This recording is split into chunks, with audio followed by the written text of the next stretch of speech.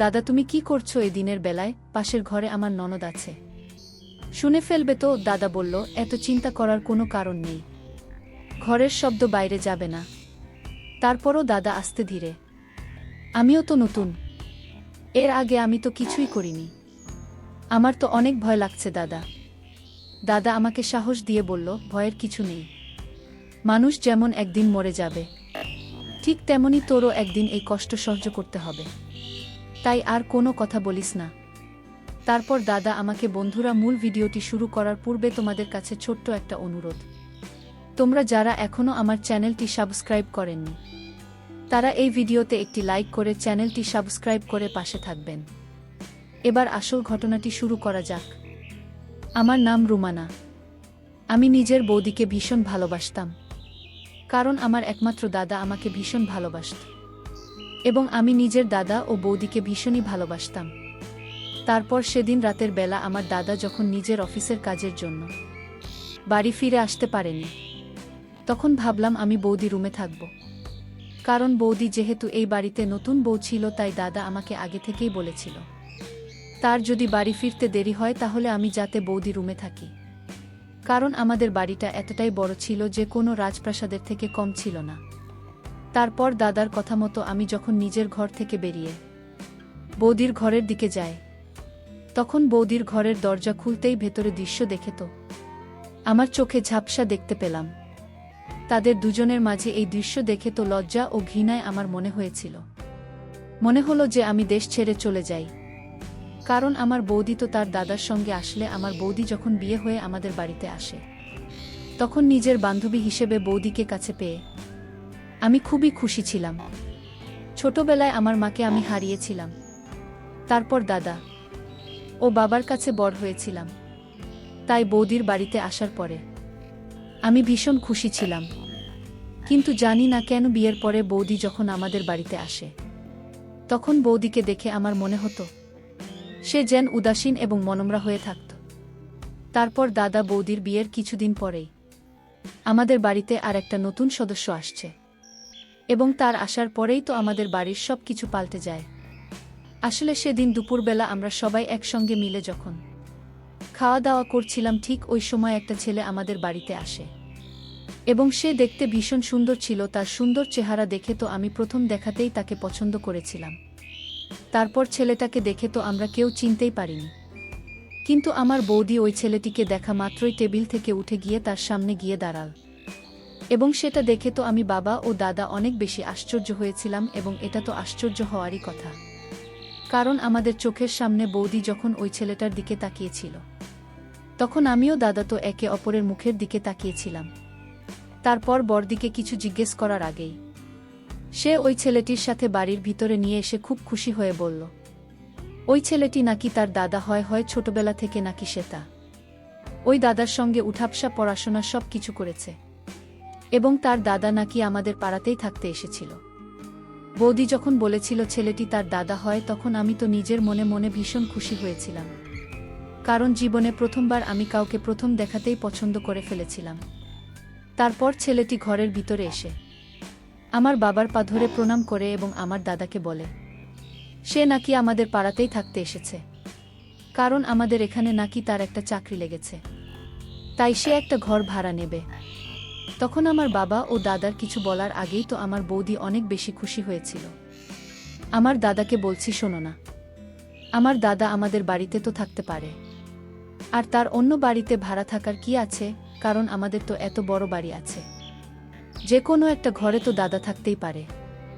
বৌদির কথা শুনে দাদাও তখন ওই ছেলেটিকে বলেছিল, শালাবাবু, তোমার অন্য বাড়িতে ভাড়া থাকার কি আছে, তোমার বোন তো ঠিক কথাই বলেছে, আমাদের এত বড় বাড়ি আছে, তুমি আমাদের বাড়িতে তো থাকতে পারো।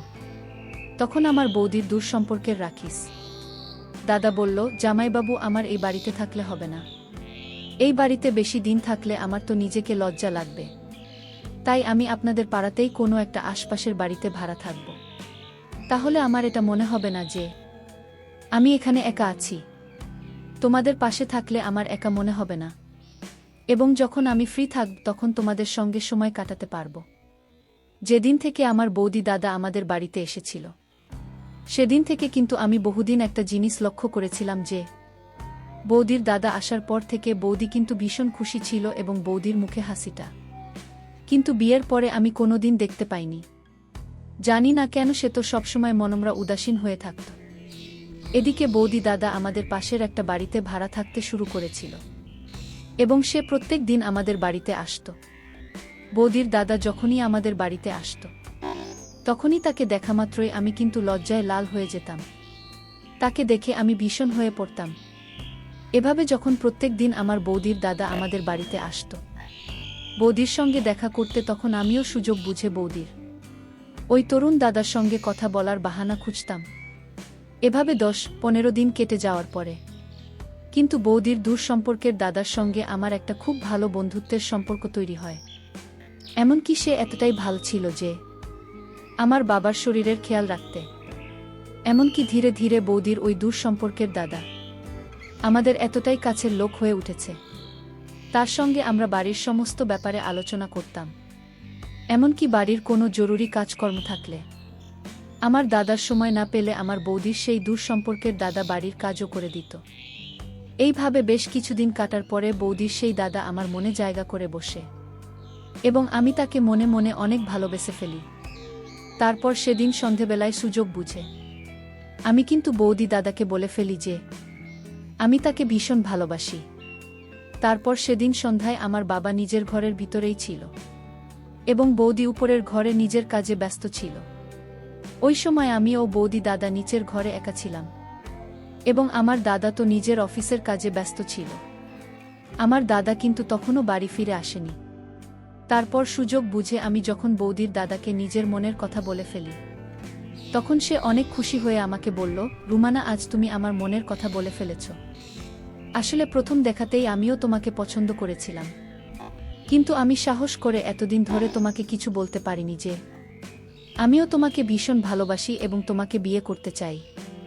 তারপর আমি ও বৌদি দাদা নিজের আবেগ ধরে রাখতে না পেরে আমরা অনেক বেশি কিছু করে ফেলি।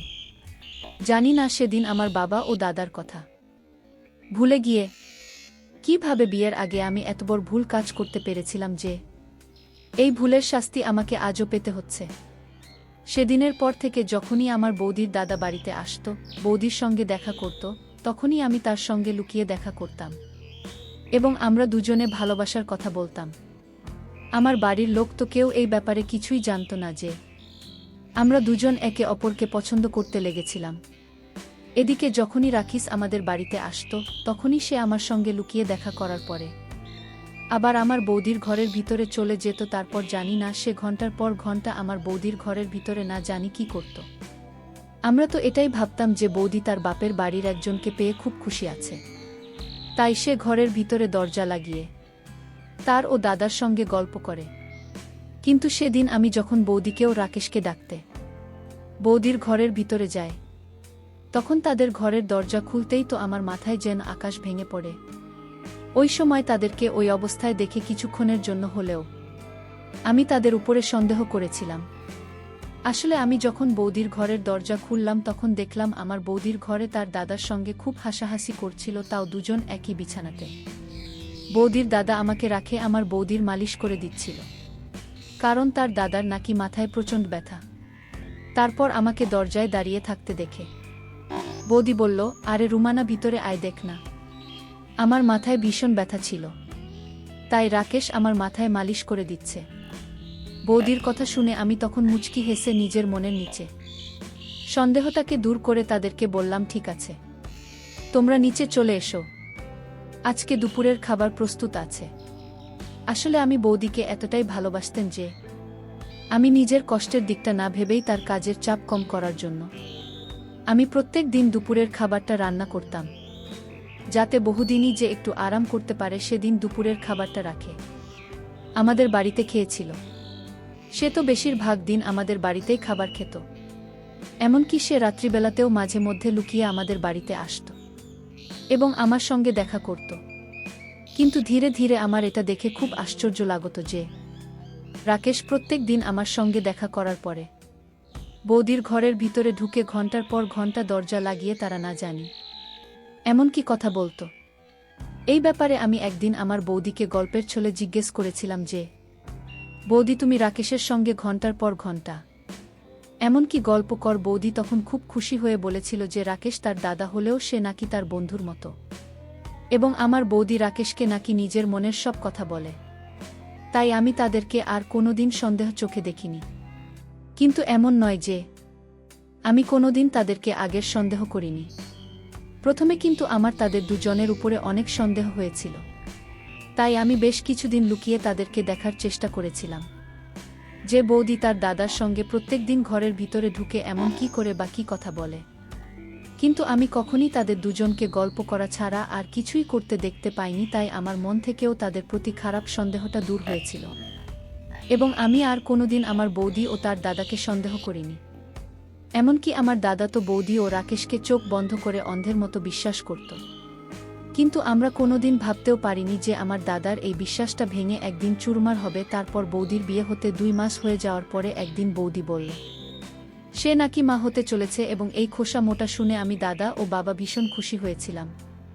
কিন্তু আমার বৌদির কথা শুনে তো আমাদের চোখ দুইটা কপালে উঠে গিয়েছিল, কারণ বৌদি বলেছিল সে নাকি এই মুহূর্তে মা হতে চায় না, তাই সে ওই বাচ্চাটাকে নাকি নষ্ট করে দেবে। কিন্তু আমার দাদা আমি যখন অনেক বেশি অনুরোধ করেছিলাম তখন আমাদের অনুরোধে বৌদি বাধ্য হয়েছিল এই বাচ্চাটাকে বাঁচিয়ে রাখতে। আসলে দাদা যখন তাকে এই বাচ্চাটাকে না বাঁচানোর কারণ জিজ্ঞেস করেছিল তখন বৌদি ভয়ে সত্যি কথাটা বলতে পারেনি।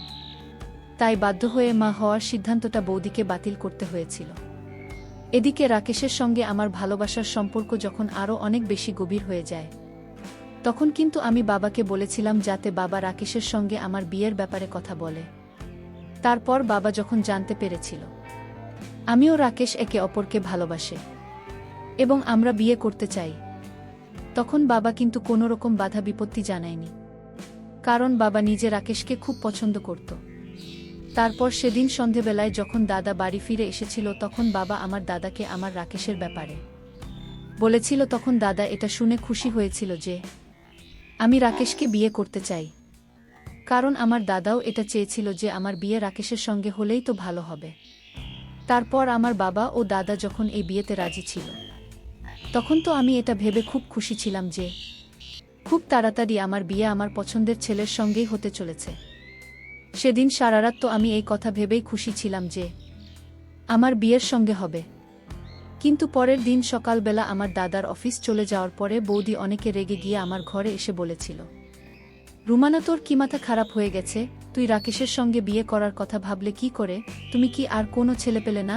বৌদির কথা শুনে তো আমি অনেক বেশি অবাক হয়ে তার দিকে তাকিয়ে বললাম, বৌদি তোমার কি হয়েছে? তুমি এত বেশি রাগ করছো কেন? কেন রাকেশ কি ভালো ছেলে নয়? তার সঙ্গে বিয়ে করলে অসুবিধে কি? বৌদি তখন আমাকে যা বলেছিল সেটা শুনে তো আমার পায়ের তলা থেকে যেন মাটি সরে গিয়েছিল। কারণ বৌদি বলেছিল রাকেশের নাকি একটা অন্য মেয়ের সঙ্গে প্রেম রয়েছে, বৌদির মুখ থেকে রাখে। সে ব্যাপারে ওই কথা শুনে তো আমি বিশ্বাস করতে পারিনি যে রাকেশ আমাকে ঠকাচ্ছিল। তারপর বৌদির কথা শুনে সেদিন রাকেশের সঙ্গে আমি এ ব্যাপারে কথাও বলেছিলাম। রাকেশ আমার মুখ থেকে সবকিছু শোনার পরে আমার মাথায় হাত রেখে দিবি করে বলেছিল যে সে নাকি শুধুমাত্র আমাকে ভালোবাসে।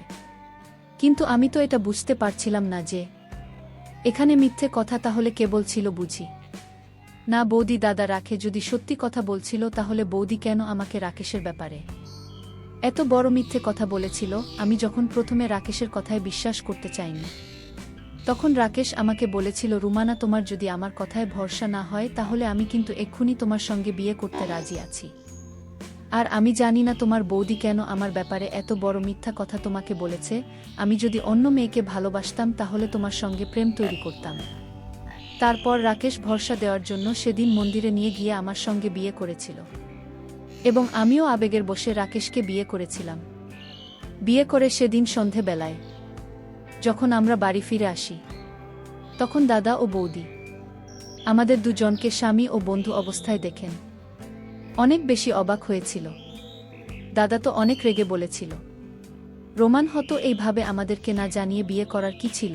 আমি তখন দাদাকে বলেছিলাম, দাদা আমি তো তোমাকে না জানিয়ে বিয়ে করিনি, তোমরা তো সব কিছু জানতে যে আমি রাকে একে অপরকে কতটা ভালোবাসি, এবং আমি নিজেই তোমাকেও বাবাকে এই কথা বলেছিলাম। তারপরেও তো তুমি রাকেশের সঙ্গে আমার বিয়ের ব্যাপারে কোনো কথা বলেনি। আর তুমি আমাকে প্রশ্ন না করে তোমার বুকে প্রশ্ন করো যে তোমার বুকে যেন আমাকে রাকেশের ব্যাপারে এত বড় একটা মিথ্যে কথা বলেছিল। বৌদি তখন আমার কাছে এসে অনেক রেগে গিয়ে আমার গালে একটা থাপ্পড় মেরে বলেছে, তুই কি জানিস রাকেশের ব্যাপারে কোনো কিছু না জেনে শুনে কেন তুই এই ছেলেটাকে বিয়ে করে নিলি এত বড় একটা সিদ্ধান্ত নেওয়ার আগে? তুই একবারও আমাকে বলার প্রয়োজন মনে করি না। আমি তখন বৌদিকে বলেছিলাম, রাকেশ তো তোমার দাদা কম এবং বন্ধু বেশি হয়, তাহলে তুমি কেন চাও না যে তোমার অত ভালো বন্ধু রাকেশের সঙ্গে আমার বিয়ে হোক? বৌদি তখন আমাকে একটাই কথা বলেছিল যে দেখ রুমানা, আমি তোকে এখন কিছু বলতে পারবো না, কিন্তু তুই পরে অনেক প্রস্তাবী, তখন কিন্তু আর কিছু করার থাকবে না।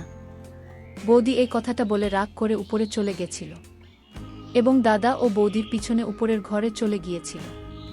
আমি তো কিছুই বুঝতে পারছিলাম না যে রাকেশ যখন আমার বৌদির এত ভাল দাদা ছিল, তাহলে আমার বৌদি কেন চাইনিজ আমার বিয়ে রাকেশের সঙ্গে হয়, তারপর বিয়ের 7 দিনের মধ্যে।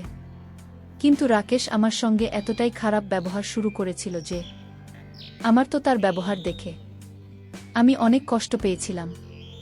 আমার কাছে জমানো টাকাগুলো ছিল, তার মধ্যে 5 লাখ টাকার মধ্যে আমার স্বামী কিন্তু গত 7 দিনের মধ্যেই সেই টাকা শেষ করে ফেলেছিল। জানি না সে এত টাকা কোথায় খরচ করেছিল। তারপর সেদিন রাত্রিবেলা যখন আমি আলমারি খুলে দেখি যে আমার লকারে তো 1 টাকাও নেই, তখন আমি বলের কাছেই 5 লাখ টাকার হিসেব চেয়েছিলাম। তখন স্বামী আমার গালে থাপ্পড় মেরে বলেছিল, তুই আমার কাছে টাকার হিসেব চাস? তোর সাহস কি করে হলো? আর এমনিতেও আমার এখন আরও 1 লক্ষ টাকার দরকার আছে, তাই আমাকে এক্ষুনি 1 লক্ষ টাকা বের করে দেয়। আমি তখন বলেছিলাম, কোথা থেকে দেব তোমাকে? যে টাকা আমার কাছে জমানো টাকা ছিল, সেই টাকাগুলো তুমি সব শেষ করে দিয়েছে, আমার কাছে আর টাকা নেই। এই কথাটা শুনে সে আমাকে আবার মারতে শুরু করেছিল। তারপর সেদিন আমার স্বামী যখন আমাকে মারধর করেছিল, তখন আমার বৌদি ঘরের ভিতরে এসে শয়তানের হাত থেকে আমাকে বাঁচিয়েছিল। সেদিন আমি বৌদিকে জড়িয়ে ধরে অনেক কেঁদেছিলাম, কারণ সেদিন আমি বুঝতে পেরেছিলাম যে বৌদি কেন তার দাদার সঙ্গে আমার বিয়ে দিতে চায়নি। তারপর রাকেশকে আমার বৌদি বলেছিল, তোর যত টাকার প্রয়োজন হবে আমার কাছ থেকে নিয়ে যাবি, কিন্তু রুমানাকে কিছু বলবি না, না হলে কিন্তু আমার থেকে খারাপ আর কিছু হবে না। আমি তো ভেবেছিলাম হয়তো আমার জন্যই আমার বৌদির সঙ্গে তার দাদার সম্পর্কটাও খারাপ হয়ে গেছে, কিন্তু আমার বৌদি ও আমার বরের ব্যাপারে মানে রাখে। সে ব্যাপারে যখন সত্যি কথাটা জানতে পেরেছিলাম, তখন তো আমার চোখ দুইটা যেন কপালে উঠে যাওয়ার মতো অবস্থা হয়েছিল। এবং আপনারা শুনলে আশ্চর্য হয়ে যাবেন, আসলে বিয়ের কিছুদিন পরেই রাকেশ যখন আমার উপরে মারধর করতে শুরু করেছিল, তখন আমার দাদা কিন্তু এই কথা জানতে পেরে এবং রাকেশকে আমাদের বাড়ি থেকে বেরিয়ে যেতে বলেছিল। এমনকি আমার দাদা রাকেশকে হুমকিও দিয়েছিল যে রাকেশ যদি আমাকে মারধর করে তাহলে দাদা কিন্তু তাকে ছেড়ে কথা বলবে না। তখন রাখে আমার দাদাকে বলেছিল, শোনো শালাবাবু, রুমানার সঙ্গে কিন্তু আমার বিয়ে হয়েছে, রুমানা আমার বউ, তাই আমাদের মাঝখানে তোমাদের আসার কোনো দরকার নেই। সেদিন কিন্তু আমার দাদা অনেকে রেগে গিয়ে আমার স্বামীকে ধাক্কা মেরে বাড়ি থেকে বের করে দেওয়ার চেষ্টা করেছিল, কিন্তু আমার স্বামী এতটাই নির্লজ্জ ছিল যে সে ওই মুহূর্তে আমার দাদাকেও আঙুল দেখিয়ে বলেছিল যে এই বাড়ি থেকে আমি একা যাব না, তো আমি বাড়ি থেকে বেরিয়ে গেলে আমার বুকেও সঙ্গে করে নিয়ে যাব এবং তাকে আমার সঙ্গে করে নিয়ে যাওয়ার পুরো অধিকার আছে। আর রুমানা যদি আমার সঙ্গে না যায় তাহলে আমিও কিন্তু এই বাড়ি ছেড়ে কোথাও যাব না। সেদিন আমি বুঝে গিয়েছিলাম যে ওই শয়তানকে বিয়ে করে তো আমি নিজের জীবনটাকে শেষ করে দিয়েছি, কিন্তু আমি যদি দাদার বাড়িতে থাকি তাহলে সে তাদেরকে শান্তিতে থাকতে দেবেন না। আর এমনিতেও আমার বৌদিমা হতে চলেছিল, তাই আমি চাইনি যে ওই অবস্থায় আমার বৌদি মানসিক দিক দিয়ে অসুস্থ হয়ে পড়ে। তাই আমি আমার স্বামীকে বলেছিলাম, আমি তোমার সঙ্গে গেলে তুমি এখান থেকে যেতে রাজি আছো তো? তাহলে আমিও তোমার সঙ্গে এখান থেকে যেতে রাজি আছি, অন্ততপক্ষে আমার দাদা ও বৌদি তো শান্তিতে থাকতে পারবে। আমি যখন আমার বরের সঙ্গে বাবার বাড়ি ছেড়ে চলে যেতে রাজি হয়েছিলাম, তখন আমার বৌদিকে দেখে আমার হাতে পায়ে ধরে বলেছিল, রুমানা তুই এখান থেকে কোথাও যাবি না, তুই এখানে থাকবি, আমি এই শয়তানটাকে বাড়ি থেকে বের করব। কিন্তু আমি তাদের কোনো কথা শুনিনি। আমি ওই শয়তানের সঙ্গে তার বাড়িতে চলে এসেছিলাম, কিন্তু সেখানে আসার পরে তো স্বামী। কিছুদিন পর আমার বৌদির বাড়িতে আমার স্বামী গেল। তারপর আমি তার পিছু পিছু গেলাম। আসলে আমি যে তার পিছু নিয়েছিলাম সেটা জানতো না। তারপর আমি আগেই বৌদির ঘরে লুকিয়েছিলাম। তারপর আমার স্বামী যখন বৌদির ঘরে ঢুকল, তখন আমি তাদের দৃশ্য দেখে অবাক হয়ে গিয়েছিলাম। কারণ আমার স্বামী তো বুদির সঙ্গে না, আর ভাবতেই পারছি না। তারপর তাদের দুজনের সেই দৃশ্য আমি দেখে ফেলাই। তারা চমকে উঠল। বুদি তখন বলল, আসলে ও আমার দাদা নয়, ও আমার পুরাতন প্রেমিক ছিল। বন্ধুরা, আজকের গল্পটা এখানেই শেষ করলাম। ভালো লাগলে চ্যানেলটি সাবস্ক্রাইব করে পাশে থাকবেন। ধন্যবাদ।